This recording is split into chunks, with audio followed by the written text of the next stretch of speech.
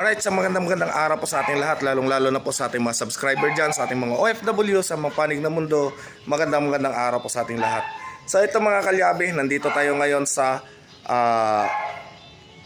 Soldier Seal, Muntinlupa City. Dahil nga po sa nirecommend tayo ni Sir Arnel Magallanes. Ayan, shoutout po kay Sir Arnel Magallanes. Nirecommend niyo po tayo dito dahil nagkaroon ng problema yung sasakyan ni Busing dito na Toyota Altis. So bigla daw nanginig, bigla daw nagdrag. So kung ano ang problema, ating alamin. Tara, and let's go. Alright mga kalyabe, ayan si Sir. Ano pangalan, Sir? Carlo Versosa. Ayan, Carlo Versosa. Magkamag-anak ni Gardo Versosa. Ayan mga kalyabe, dito ito yung sasakyan ni Sir, yung Toyota Altis. So ano mo ba ang naging dahilan at bakit nanginginig yung kanyang sasakyan at pag kinambyo niya ay nagdadrag? Yes. So dito, nung pagpa-start natin, kaya na naka-open na ito ngayon mga kalyabe, nung pa-start natin kanina, hindi ko lang nakuha na ng video, ay talagang nginig. So ngayon, chinik natin kung ano yung issue. Wala namang lumalabas doon na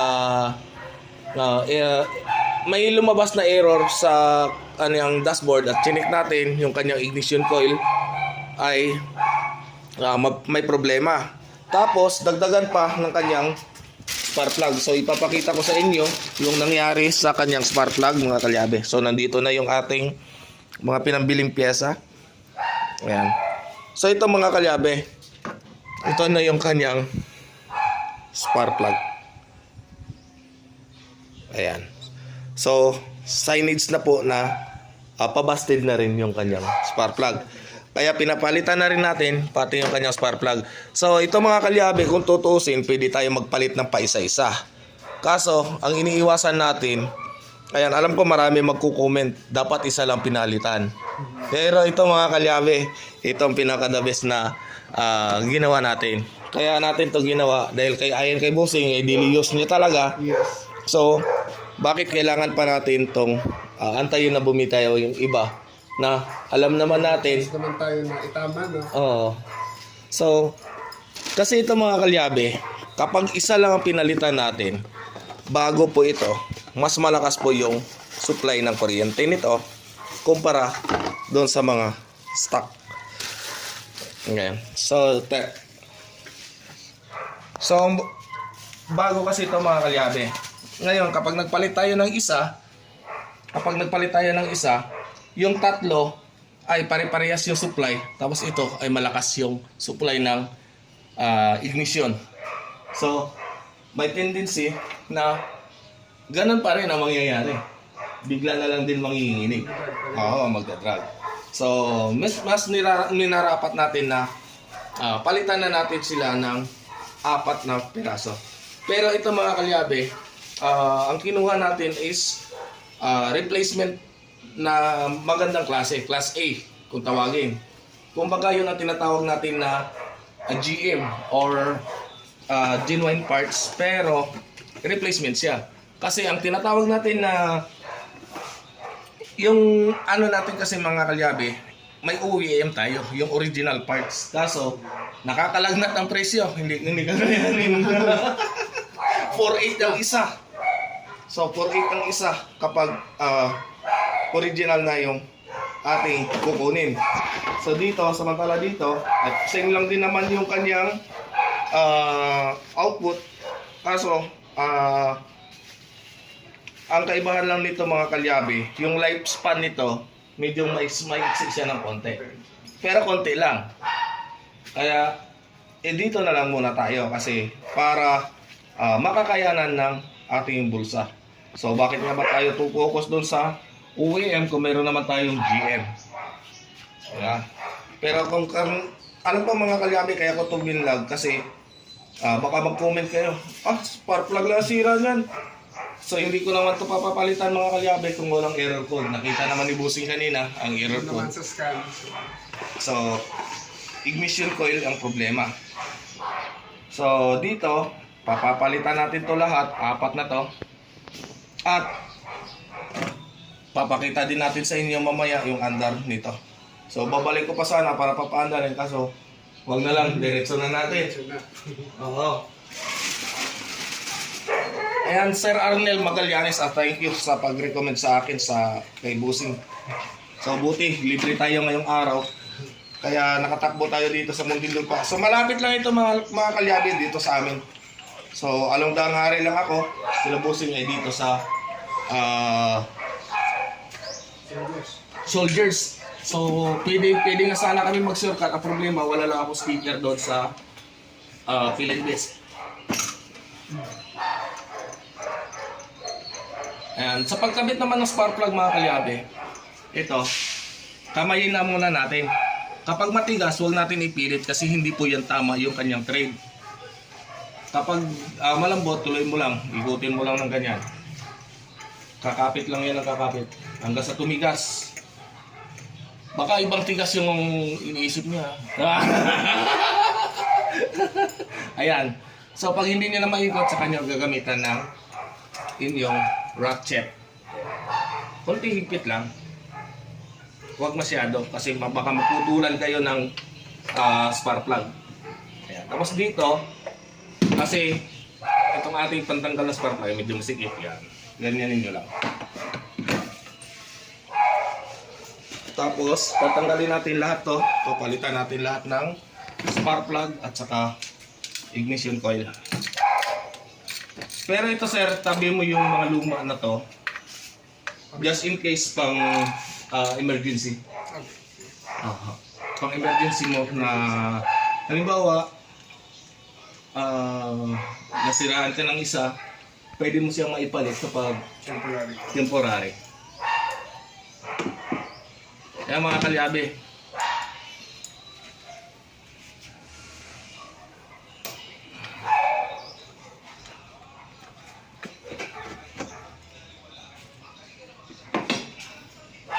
kaya matamot ako sa idea sir. Hindi na alam. At least dito, magkakaroon ka sir ng idea. Ay, pwede pala ganyan. Pwede ko pala ito maging spare parts.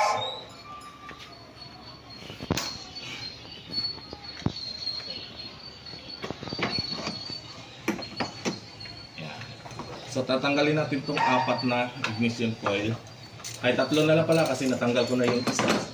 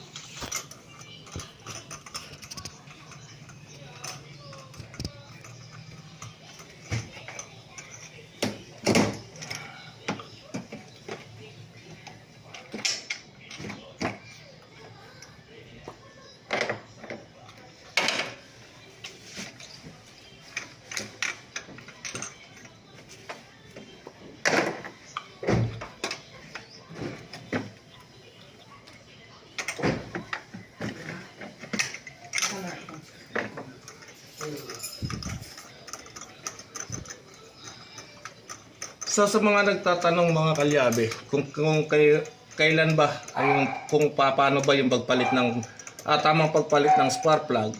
So dapat kung susundin talaga natin yung tamang pagpalit nito ay dapat every change oil natin ay nagpapalit tayo ng spark plug. So dahil dito sa atin sa Pilipinas, ang ginagawa ng iba ay kuminsan hindi na nila basta-basta pinapapalitan ng spark plug. So binibase nila sa haba ng takbo. So in every 100 kilometers. So kung every 100 kilometers tayo mga kalyabe, ang nangyayari ganito. Ayan, sunog na yung ating spark plug. So kung minsan wala pang 100 kilometers ay bigla na lang tayo ititirik. So dapat ang tamang nito, pwede natin gawin dito sa atin sa Pilipinas in every other change oil. So halimbawa nag-change oil ka ngayon, bagong palit spark plug mo, sunod na change oil mo, huwag mo muna papapalitan. Pagkasunod na change oil mo, saka mo na ulit papapalitan. Kasi may kamahalan yung lalo ng ganitong klaseng spark plug mga kalyabe. So masakit din sa bulsa yung presyo nito. So lalo na. At dito mga kalyabe, so may papakita lang ako sa inyo. Paano nga ba malaman kapag imitation yung spark plug or original? So dito, ibibase mo dito sa kanyang kulay. Pag medyo mapusyaw, yan ang original. Yung matingkad na kulay at kalat-kalat yung kanyang lettering dito. Ayan, kung mapapansin mo ito. Ang ganda, di ba, ang pagkaka-print. Sa imitation kasi, may makita ka na lumalagpas-lagpas. Yun. So, parehas na parehas. Kung titingnan nyo, halos magkaparehas. Pero doon kayo magkakamali dito sa pangalan. Doon nyo sisilipin maigi. So, minsan, doon talaga nagkakatalo.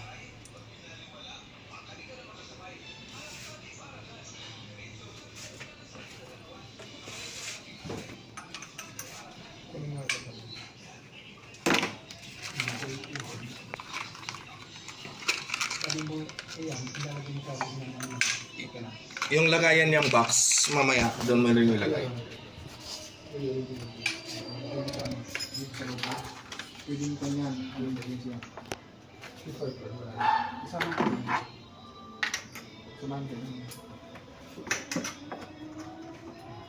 Yung spark plug naman, balik natin mamaya sa bawat kanto.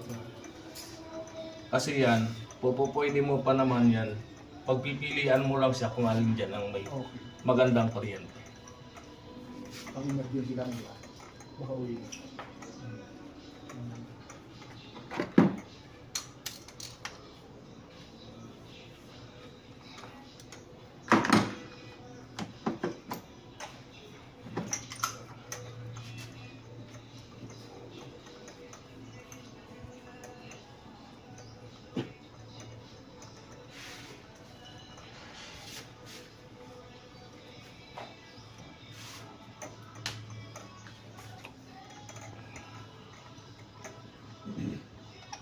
Ay mga kalyabe, sa hindi pa po nakakaalam, baka pag nakita nila to, baka sabihin ninyo, ito yung inyong camshaft position sensor. Magkakamali po kayo Ito yung kanyang variable valve timing. Ayan, dalawa po yan. Ito naman, ito yung ating camshaft sensor. Ayan, camshaft position sensor. Dalawa po yan. Kasi, bakit dalawa mga kalyabe? Kasi ito ay naka dual overhead cam.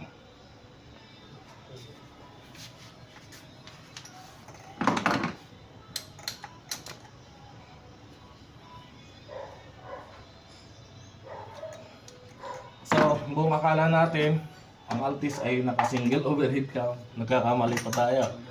Dual po yan.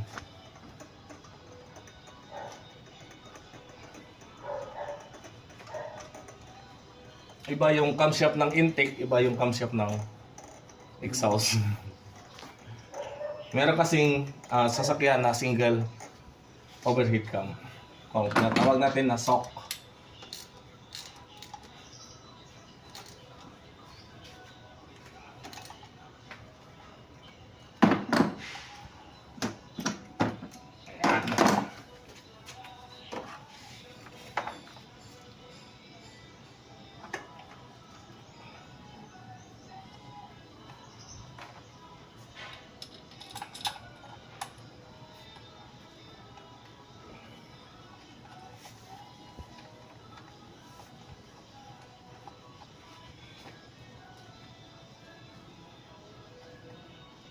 Pag maganda yung kanya, matipid sa kuryente. Tipid sa presyo. Ito yung luma. Lagyan natin dyan yung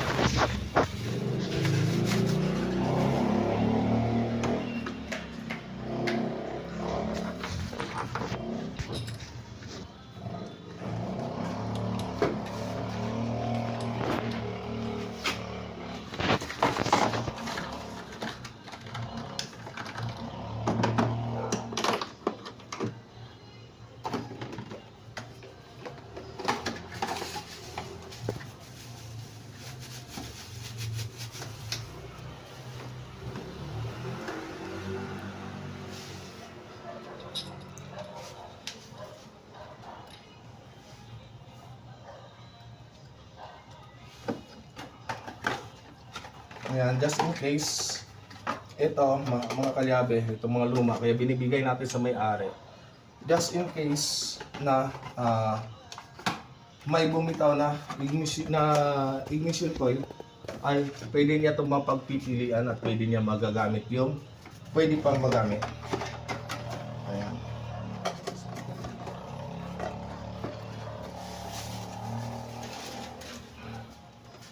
Sa spark plug naman, ito, wala na talaga to lahat. Puro na yan. Tapon mo yan. Tapon na po yan. Hindi. As per sample na lang sa kuhan. Oo, as per sample na lang pwede na makuha. Ano pa lang? Itabi mo lang. Sa ka dito. May mga baksan.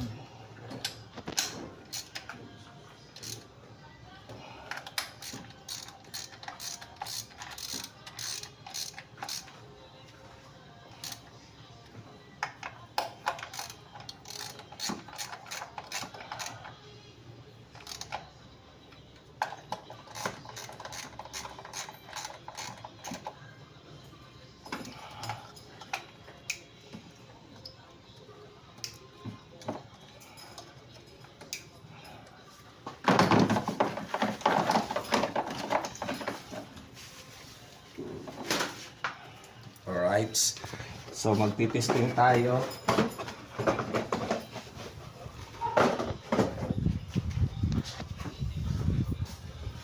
Andar ba ng maayos?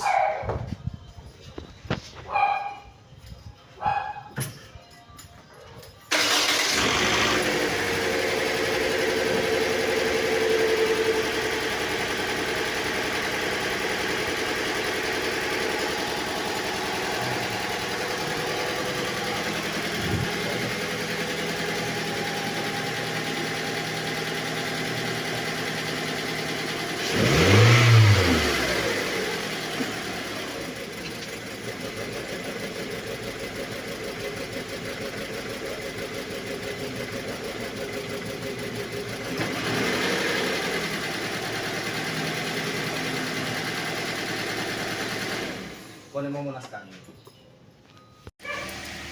Alright mga kalyabe, ayan. So okay na yung tunog nito. Ayan.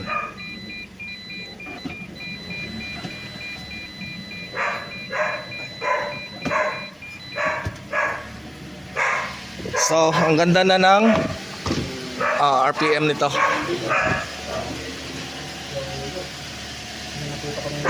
Ayan. So wala na yung nginig ng makina.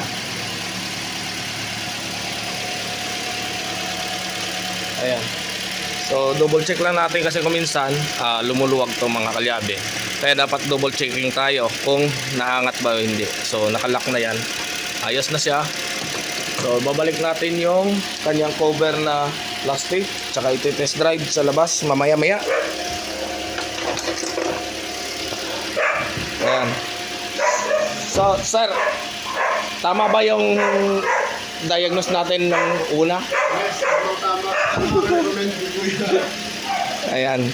So nakita niya kasi mga kalyabe nung pag-andar pa lang kanina, pagdating wala na akong ibang ginamit kundi pinaandar lang at nakita ko na kagad kung ano yung problema. Yung problem. Oho. So ganun lang po yung pag-diagnose nito mga kalyabe. At note lang po mga kalyabe ha.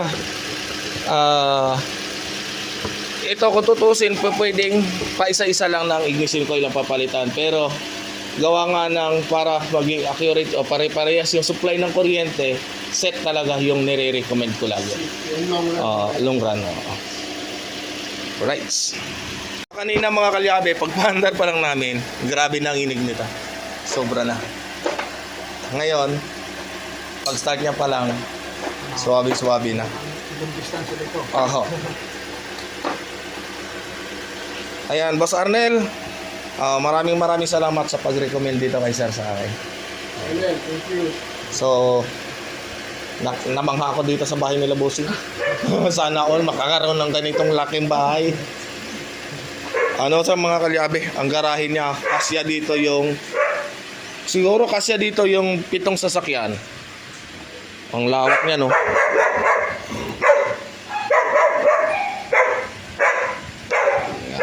At kasama natin yung sasakyan natin si Albo. Right mga kalyabe. So iti-test drive nila sir yung sasakyan. Ayan. So ngayon wala nang inig sir, no? Wala na. Wala nang kadyot. Ayan. So Balik na sa normal. iti-test drive natin to sa labas para at least makita natin ang performance ng gawa natin ngayon, kung tama ba yung ating hula. Ayan, yung pag-aalbularyo natin.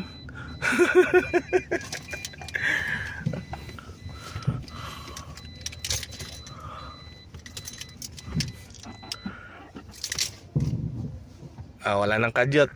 Wala na. Lakas ng batak ulit. Nakita ko na yan na. Ayan, kaganda ng kanyang RPM. Ayos na. Balik na sa dati.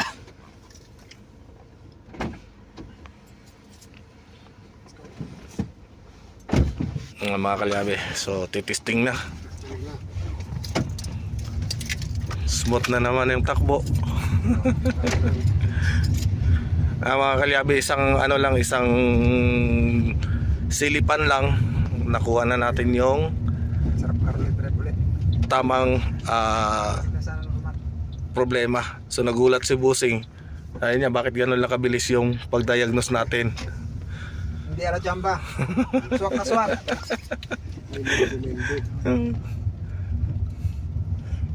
Tatitle ko dito, kamag-anak ng isang sikat na artista.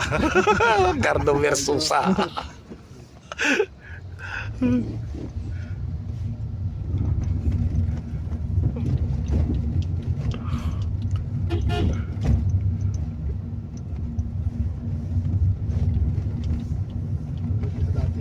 Ayos na.